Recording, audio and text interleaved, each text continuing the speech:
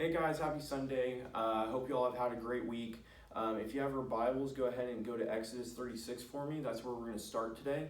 We're super happy that y'all are here joining us.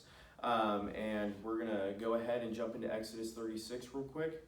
And then after that, we're going to go to 39 and then 40. Just to give you a heads up that we're going to be kind of jumping around just a little bit here. But Exodus 36, 2 through 7, I'm going to go ahead and start reading that. So Moses summoned Bezalel, Oholiab, and every skilled person in whose heart the Lord had placed wisdom, all whose hearts moved them, to come to the work and do it. They took from Moses' presence all the contributions that the Israelites had brought for the task of making the sanctuary. Meanwhile, the people continued to bring free will offerings morning after morning. Then all the artisans who were doing all the work for the sanctuary came one by one the work they were doing, and said to Moses, "The people are bringing more than is needed for the construction of the work the Lord commanded to be done." After Moses gave an order, they sent a proclamation throughout this camp, "Let no man or woman make anything else as an offering for the sanctuary." So the people stopped. The materials were sufficient for them to do all the work. There was more than enough. And now we're going to go to Exodus 39, 42 through 43, and it says, "The Israelites had done all the work according to everything the Lord had commanded Moses. Moses inspected all the work they had accomplished. They had done just as the Lord commanded. Then Moses blessed them." And now we're going to go to 40, 34 through 38, where it says, "The cloud covered the tent of meeting, and the glory of the Lord filled the tabernacle. Moses was unable to enter the tent of meeting because the cloud rested on it, and the glory of the Lord filled the tabernacle. The Israelites set out whenever the cloud was taken up from the tabernacle throughout all the stages of their journey.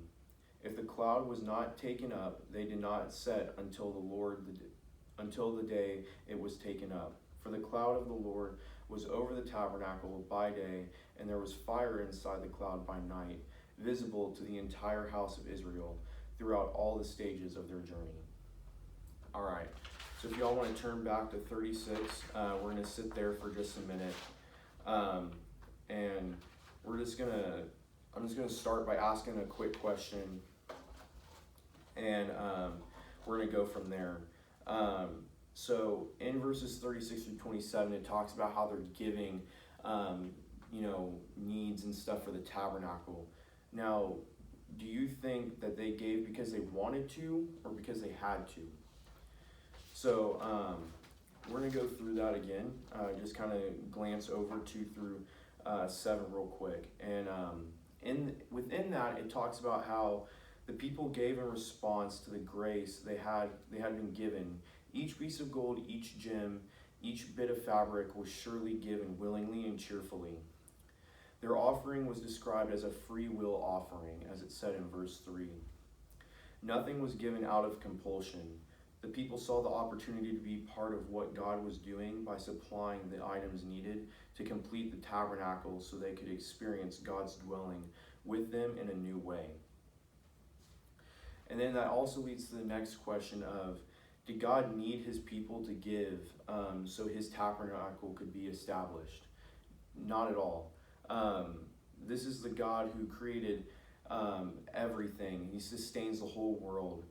He doesn't need a single thing from any of us. But yet he invited us and his people to be part of his great work and to freely give, to give with joy. And he does the same with us every day.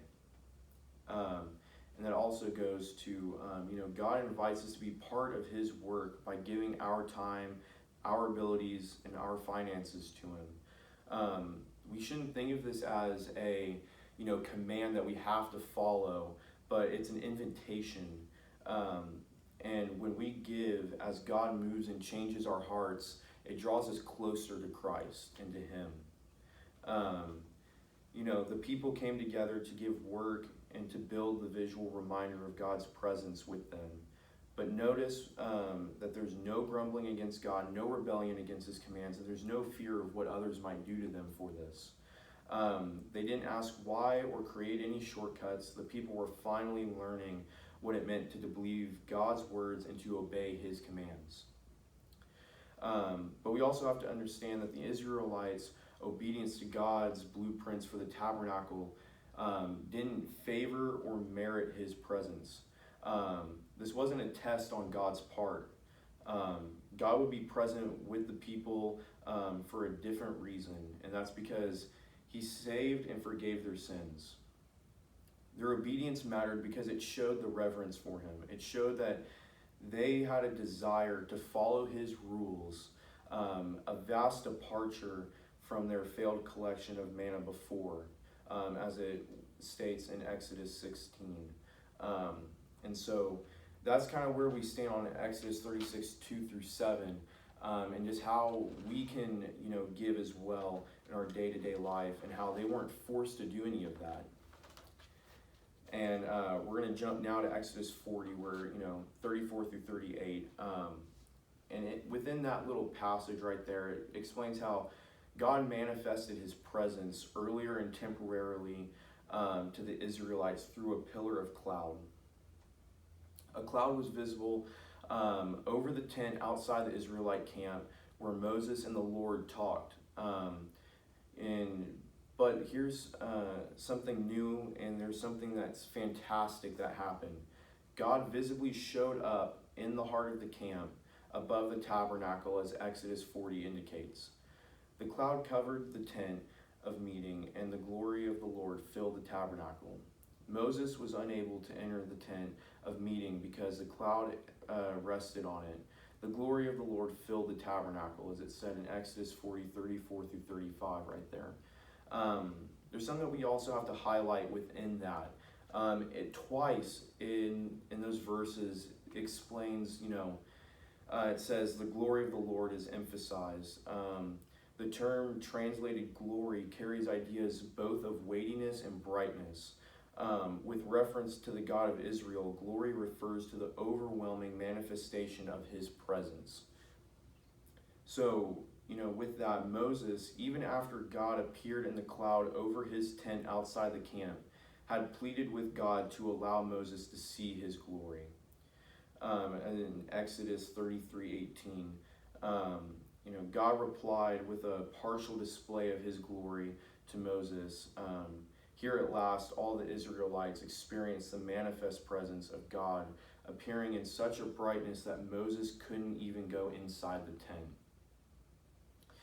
Ultimately, the brilliance subsided so the priests could fulfill their responsibilities inside the tent of meeting, where they encountered God. That's just where they could go and they could fully encounter God by themselves. The cloud remained above the tabernacle as permanent evidence of God's presence in the Israelite camp. The entire book of Exodus includes with this summary right here.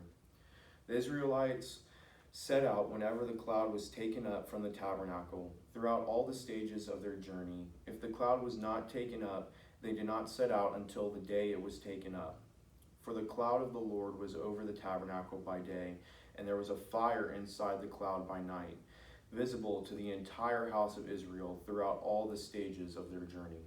Exodus 40, 36 through 38. And so I'm just going to end real quick with a question that I want you all to think about this week and try to act on it when you see the time that God has given you.